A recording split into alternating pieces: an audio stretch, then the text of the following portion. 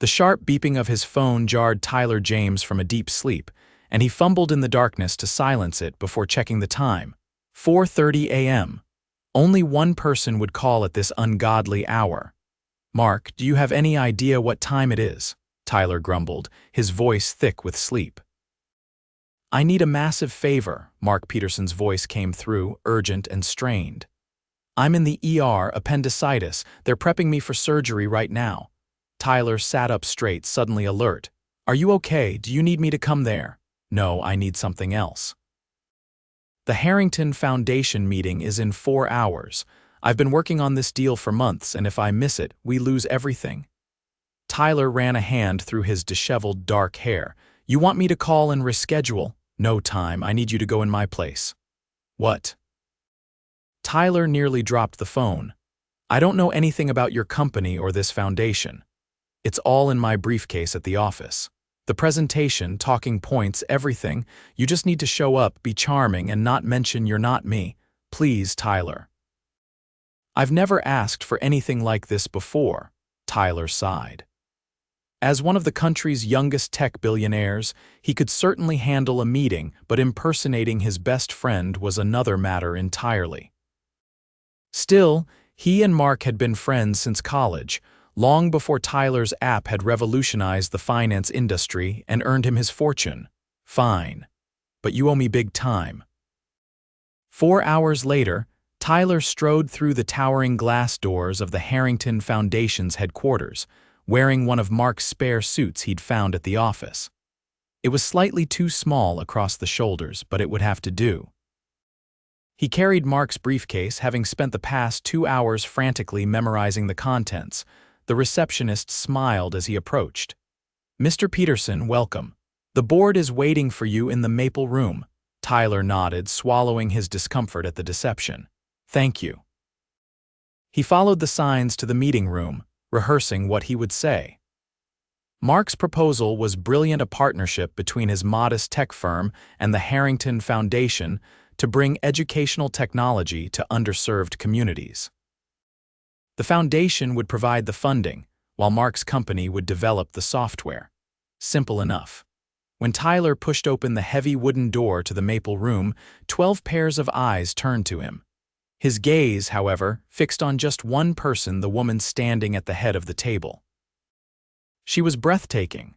Tall and poised, with chestnut hair pulled back in a sleek ponytail and intelligent hazel eyes that seemed to assess him immediately. She wore a tailored navy suit that spoke of quiet confidence rather than the need to impress. "Mr. Peterson," she said, extending her hand. "I'm Madeleine Harrington, Executive Director of the Foundation. We're eager to hear your proposal." Tyler took her hand, momentarily speechless as an unexpected jolt of electricity passed between them. This was the Harrington behind the foundation.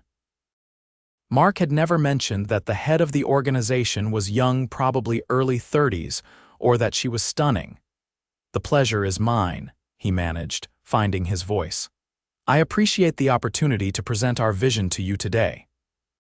For the next hour, Tyler channeled everything he had learned about Mark's proposal, drawing on his own business experience to fill in the gaps. The board members nodded approvingly as he outlined the implementation timeline and projected outcomes. But it was Madeleine who asked the hardest questions, probing and challenging his assertions in ways that revealed both her intelligence and her passion for the Foundation's mission.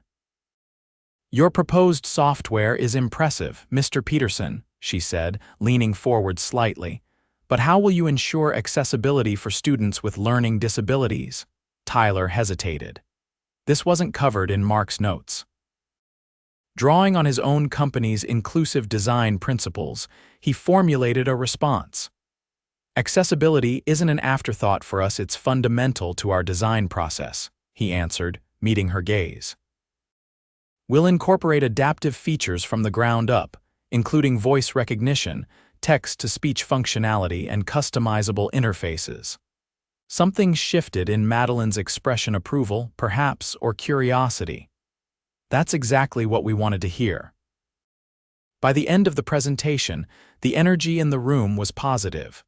Board members were nodding and smiling, and even Madeleine's professional reserve had warmed slightly. "Well, Mr. Peterson," she said as the meeting concluded, "I think we have the foundation for a promising partnership. I'd like to discuss a few more details with you. Do you have time for coffee?" Tyler knew he should decline. Every minute he spent as Mark Peterson increased the risk of his deception being discovered, but looking into Madeleine's eyes, he couldn't bring himself to say no. "I'd be delighted." They walked to a small cafe around the corner, where Madeleine ordered a black coffee and Tyler asked for the same, though he usually preferred his with cream and sugar. "So," she said once they were seated, "how long have you been interested in educational equity?" Tyler considered how Mark would answer. "It's been a core value since I started the company. Technology should bridge gaps, not create them." She nodded thoughtfully. "That's refreshing to hear. Too many tech companies view education as just another market to disrupt, rather than a fundamental right to protect." "And how did you become involved with the foundation?" Tyler asked, genuinely curious about the woman before him. Something flickered across her face, a brief shadow that was gone as quickly as it appeared. "My father established it 20 years ago. I took over after he passed away 3 years ago." "I'm sorry for your loss," Tyler said softly. "Thank you." She offered a small smile. He always believed that education was the key to addressing systemic inequality. "I'm trying to honor that legacy while bringing the foundation into the digital age." As they continued talking, Tyler found himself increasingly drawn to Madeleine. She was passionate, articulate, and possessed a quiet intensity that commanded respect without demanding it. He almost forgot he was supposed to be Mark until his phone buzzed with a text. It was from Mark. "Surgery went well. How did the meeting go?" Tyler discreetly tucked the phone away. "Sorry about that." "Important message?" Madeleine asked. "Just confirming another appointment," he lied, feeling a pang of guilt. They spent another 30 minutes discussing the potential partnership, during which Tyler carefully avoided any personal questions that might expose his deception. When they finally parted ways, Madeleine handed him her business card. "I look forward to working with you, Mr. Peterson. The board will make its final decision by the end of the week, but I'm optimistic." Tyler took the card, his fingers brushing against hers. "Thank you for your time, Miss Harrington." "Madeleine, please," she said, and for a moment her professional facade softened into something more personal. "Madeleine," he repeated, savoring the sound of her name. As he watched her walk back toward the foundation building, Tyler felt a sinking sensation in his stomach. He was attracted to this woman, strongly attracted, but their entire interaction had been based on a lie. How could he possibly pursue anything with her now? The next morning, Tyler visited Mark in the hospital, finding his friend pale but recovering well. "You're a lifesaver," Mark said, shifting uncomfortably in his bed. "The board called this morning. They approved the partnership. They were particularly impressed with our commitment to accessibility features." Tyler winced. "About that, I may have gone a bit off script." "Whatever you did, it worked." Mark grinned, then noticed Tyler's troubled expression. "What's wrong? Did something else happen?" Tyler hesitated before confessing. "I met Madeleine Harrington, the Ice Queen herself. I've only communicated with her by email." Mark raised an eyebrow. "She has quite a reputation for being demanding." "She's not cold at all," Tyler defended automatically. "She's passionate and brilliant," and he stopped himself, realizing how he sounded. Mark's eyes widened. "Oh no, you're into her." "It doesn't matter. She thinks I'm you, remember." Mark frowned. "This is messy. You need to tell her the truth immediately." "And say what? Sorry I lied to you and your entire board. That would torpedo your deal." "Maybe not," Mark mused. "The contract isn't signed yet, but they've made their decision based on the merits of the proposal. If you come clean now, explain the emergency." Tyler shook his head. "I can't risk your company like that. And I can't let you sacrifice a potential relationship. Not when you haven't shown interest in anyone since that disaster with Rebecca 2 years ago." Tyler flinched at the mention of his ex-fiancée, who had been more interested in his bank account than in him. "This is different." Then do something about it, Mark urged. You can start by returning the foundation's call. They want to schedule a follow-up meeting. Only this time I'll be there too and we'll explain everything. 2 days later, Tyler found himself back at the Harrington Foundation, his stomach in knots as he and Mark rode the elevator to the executive floor. Relax, Mark said. I'll do most of the talking. Tyler adjusted his tie nervously. She's going to hate me. Or she'll appreciate your honesty. Either way, at least you'll know. Madeleine's assistant showed them into her office, a warm, inviting space with floor-to-ceiling bookshelves and large windows overlooking the city. Madeleine rose from behind her desk, her expression puzzled as she looked between the two men. "Mr. Peterson," she said, nodding to Mark before turning to Tyler with confusion. "And that's actually what we need to discuss," Mark said smoothly. "First, let me introduce myself properly. I'm Mark Peterson, CEO of EduTech Solutions." Madeleine's gaze shifted to Tyler, her confusion deepening. "I don't understand. And this is Tyler James, my friend who attended our meeting in my place because I was undergoing emergency appendix surgery." The color drained from Madeleine's face. "This is some kind of joke." "It's not," Tyler said quickly. "I owe you an apology. Mark called me in a panic from the hospital, and I agreed to step in rather than risk losing the opportunity for his company." "So everything you said in that meeting was a lie?" Her voice was dangerously quiet. "No," Tyler insisted. "The proposal was all Mark's work. I just presented it." "Except for the accessibility features," Mark added helpfully. "That was all Tyler. He's actually something of an expert in that area." Madeleine's eyes narrowed. "And who exactly is Tyler James when he's not impersonating business partners?" Mark looked at his friend expectantly, and Tyler reluctantly filled the silence. "I'm the founder and CEO of FinTech Revolution." Recognition flickered in Madeleine's eyes. Tyler's company was well known in business circles, having transformed mobile banking with its innovative platform. "The Billionaire tech wonderkind," she said coolly. "How interesting." "I never meant to deceive you," Tyler said. "It was a split-second decision to help a friend."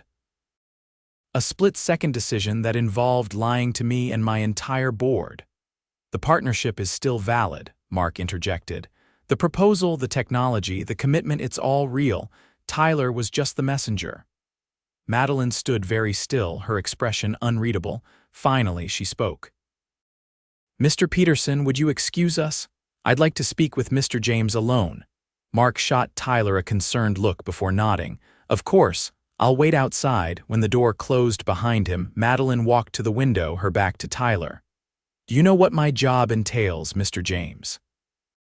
"Please call me Tyler." She turned, her eyes flashing. "What my job entails, Mr. James, is trust. Donors trust me to allocate their funds responsibly. Communities trust me to fulfill our promises. Partners trust me to deal with them honestly." She took a step toward him. "And you violated that trust before our partnership even began." Tyler felt the weight of her words. "You're right. And if I could go back, I would handle it differently. But I can't. So all I can do is apologize and assure you that Mark's company is everything he promised." "Don't punish him for my mistake." "Why did you agree to the coffee after the meeting?" she asked suddenly. The question caught him off guard. "What? You could have made your excuses after the presentation. Why extend the deception?" Tyler hesitated, knowing the truth might sound ridiculous but unable to lie to her again. "Because I wanted to spend more time with you." Her expression softened almost imperceptibly. "Most people want something from the Harrington Foundation: funding, connections, prestige." "What do you want, Tyler James?" "Right now, a second chance to make a first impression." A hint of a smile touched her lips before she suppressed it. "The Foundation has already approved the partnership with EduTech Solutions. I won't go back on that commitment." "Thank you," Tyler said sincerely. "But as for you and me," she shook her head. "I don't see how I could trust someone who would start a relationship with a lie." Tyler felt his heart sink, but he nodded. "I understand." He was almost to the door when her voice stopped him. Although, he turned back. My father always said that character isn't about never making mistakes, it's about what you do after you make them. She considered him thoughtfully. I have a charity gala this Friday. The foundation is announcing its new education initiative. If you're genuinely interested in making amends, you could attend as yourself and see the work we're doing firsthand. Hope surged within him. I'd be honored. It's not a date, she clarified firmly. It's an opportunity for you to demonstrate that there's more to Tyler James than a billionaire who impersonates his friends. I'll take it, he said with a genuine smile. Friday evening found Tyler in his best tuxedo, arriving at the grand ballroom where the Harrington Foundation was hosting its annual gala. The space was transformed with elegant decorations, and hundreds of guests in formal attire mingled beneath crystal chandeliers. He spotted Madeleine immediately. She stood near the stage in a stunning emerald gown, her chestnut hair cascading in soft waves over one shoulder. She was speaking animatedly with a small group, her hands gesturing gracefully as she made some point.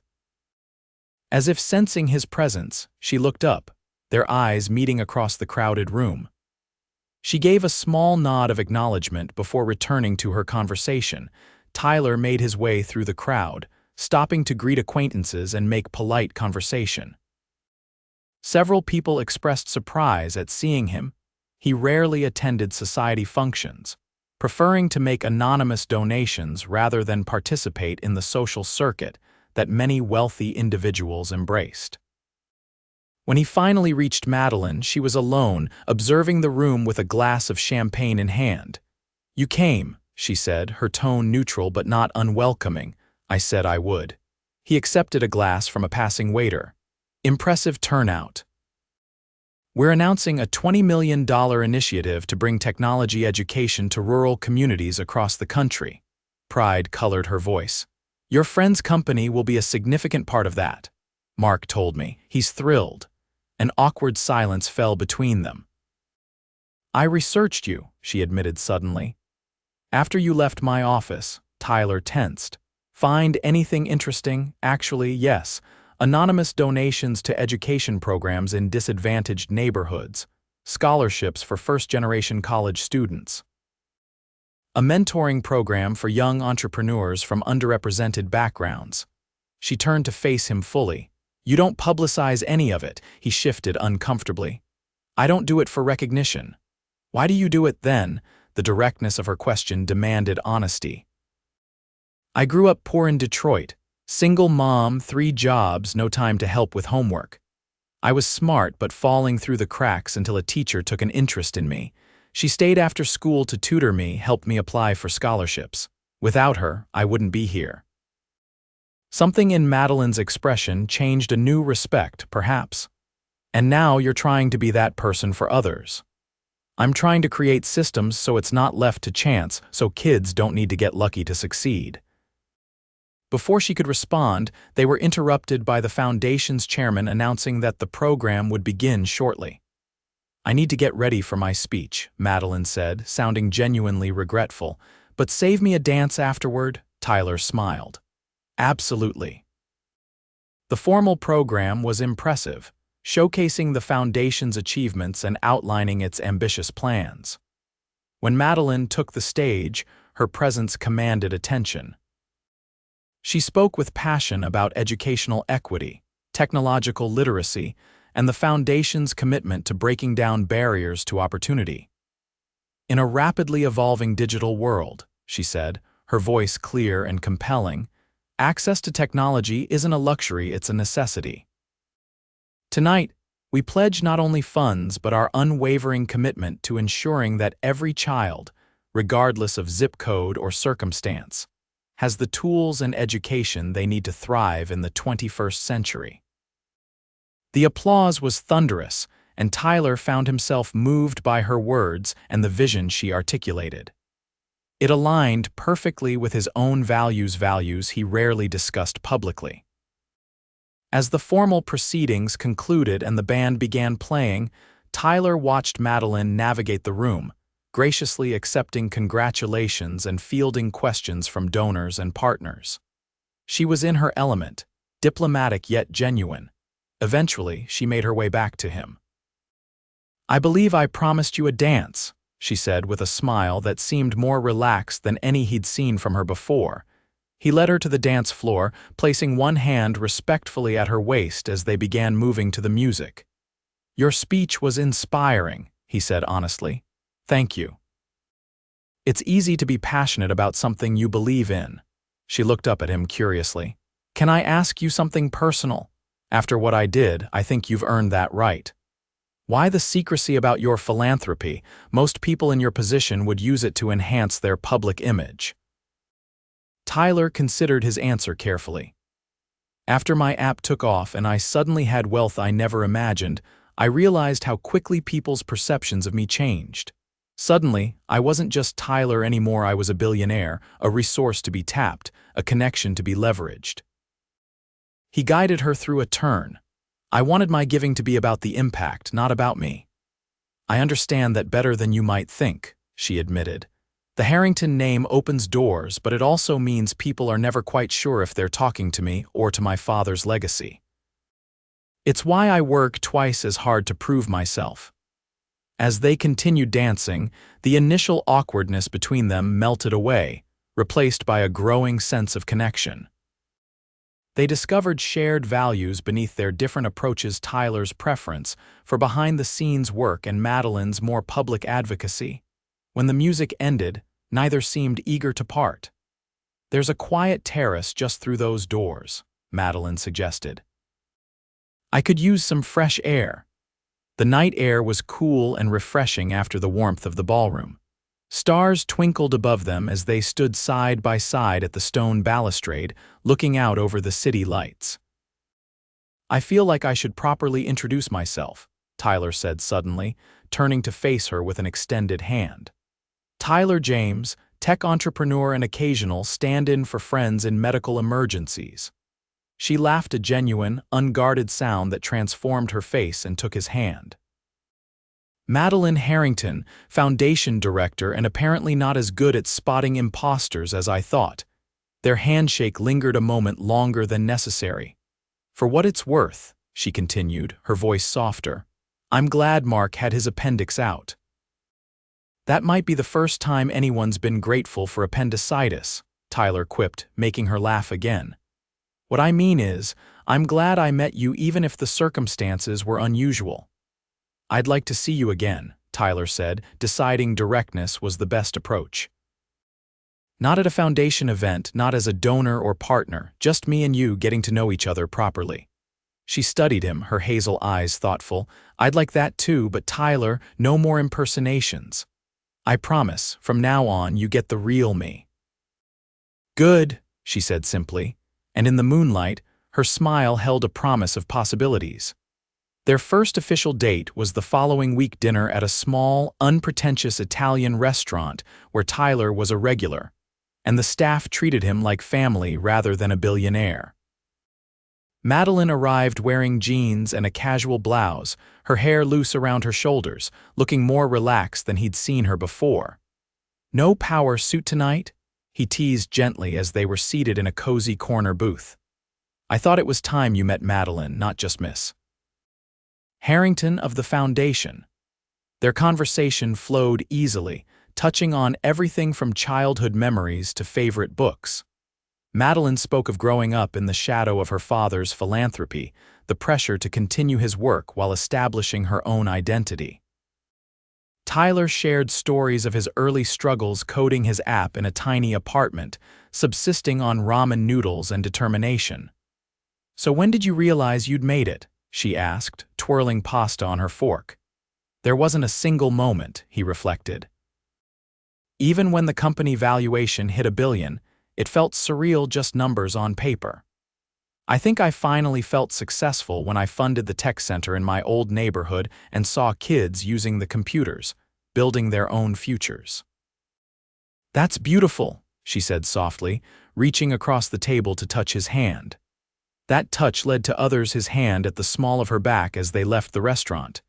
Their fingers intertwined as they walked through a nearby park, a gentle kiss goodnight that left both wanting more. In the weeks that followed, they carved out time in their busy schedules to be together. Madeleine introduced Tyler to her favorite art galleries and bookstores, while he showed her hidden gems of the city she'd never discovered despite living there for years. They kept their budding relationship private, wanting to explore their connection away from public scrutiny. Tyler appreciated that Madeleine saw beyond his wealth to the person beneath, while she valued that he respected her independence and ambition. Their different perspectives often led to spirited debates, Tyler favoring technological solutions to social problems, while Madeleine emphasized the importance of human connection and community involvement. But these discussions always ended with both feeling enriched by the other's viewpoint. The first test of their relationship came 2 months after they began dating, when a business magazine ran a profile on Tyler that mentioned his new romance with Harrington Foundation heiress Madeleine Harrington. "I swear I didn't talk to them," Tyler said when Madeleine called him, concern evident in her voice. "I know you didn't," she assured him, "but this changes things. The foundation board will have questions about potential conflicts of interest. We need to be transparent about our relationship." They agreed to address the situation head-on, meeting with the foundation's board to disclose their relationship and establish clear boundaries between their personal and professional lives. Mark attended as well, confirming that his company's partnership with the foundation had been secured on merit alone.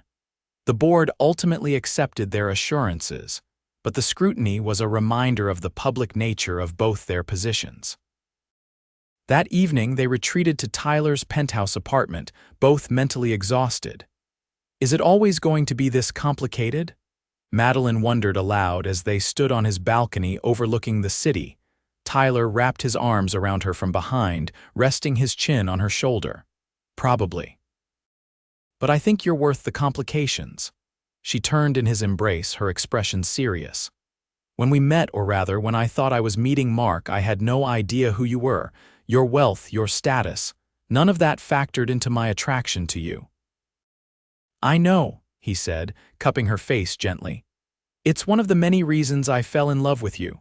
The words hung between them, spoken for the first time. Madeleine's eyes widened slightly before a slow smile spread across her face. "I love you too," she whispered, standing on tiptoe to kiss him deeply.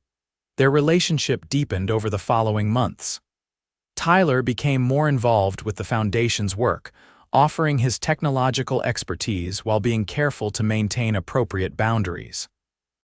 Madeleine occasionally consulted on Tyler's educational initiatives, bringing her perspective on community needs and implementation. They complemented each other perfectly, her practical approach balancing his innovative thinking, his optimism tempering her caution. Together, they began exploring ways to combine their strengths to create more effective educational programs. On their 1-year anniversary, Tyler took Madeleine back to the Italian restaurant where they'd had their first date. The owner had closed the place for the evening, giving them privacy to celebrate. "I can't believe it's been a year since you showed up in jeans and made me fall even harder for you," Tyler said, raising his glass in a toast. Madeleine laughed. "And I can't believe it's been a year since I discovered that the real Tyler James is even more impressive than his impersonation skills would suggest." After dinner, Tyler suggested a walk through the park where they'd shared their first kiss. The spring evening was perfect, warm with a gentle breeze, the paths lit by antique lamps that cast a golden glow on the flowering trees. When they reached a small gazebo overlooking a pond, Tyler suddenly seemed nervous, running his hand through his hair the way he did when he was anxious. "Tyler, is everything okay?" He took both her hands in his.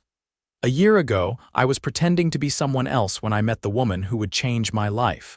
I never imagined that deception would lead to the most honest relationship I've ever known." Madeleine squeezed his hands encouragingly. "You've taught me that true success isn't measured in dollars or achievements, but in the lives we touch and the love we share." He released her hands to reach into his pocket, withdrawing a small velvet box. Madeleine Harrington, I love your brilliant mind, your compassionate heart, and your unwavering integrity. I want to build a future with you, one where we combine our strengths to make a difference in the world, while building a life filled with love and understanding. He dropped to one knee, opening the box to reveal a stunning emerald ring surrounded by diamonds.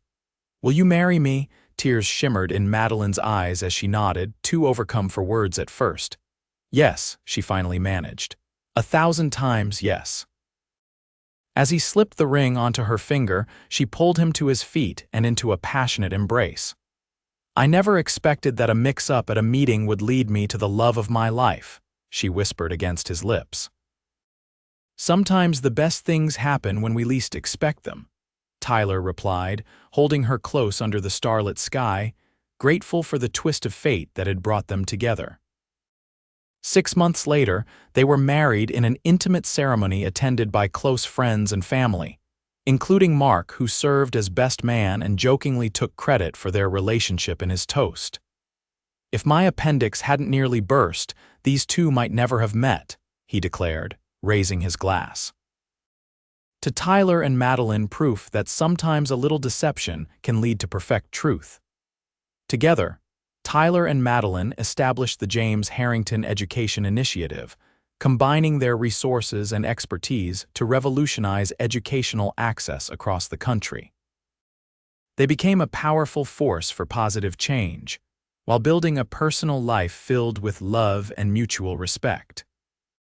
And on quiet evenings at home, they would sometimes laugh about their unconventional beginning, the billionaire who took his friend's place at a meeting and found the woman he would love for the rest of his life.